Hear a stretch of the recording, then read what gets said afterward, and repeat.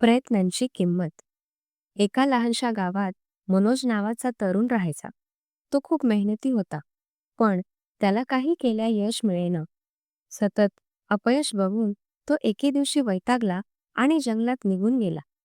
तेथे त्याला एका वृद्ध साधू महाराजांनी थांबवलं आणि विचारलं, "काय झालं? तू निराश का?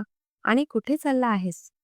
मनोज म्हणाला, "मी प्रयत्न करतो, मेहनतही करतो, पण काहीच जमत नाही. आता सगळे प्रयत्न सोडून द्यावेत असे वाटते."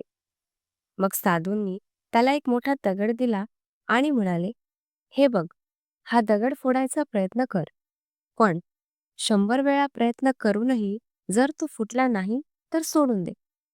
मनोजने प्रयत्न सुरू केले. 99 वेळा प्रयत्न करूनही दगड हलला देखील नाही. परंतु 100व्या वेळी अचानक दगड 2 तुकड्यांमध्ये तुटला. साधूंनी मंद स्मित करत विचारलं, "हा दगड कसा फुटला?"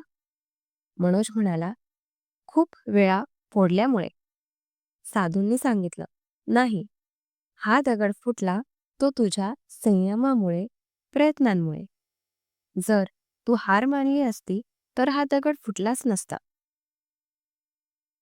कधी कधी यश मिळायला वेळ लागतो, पण प्रत्येक प्रयत्नाला किंमत असते. तुमच्या मेहनतीचा शेवटचा प्रयत्न तुम्हाला नक्कीच यश देतो.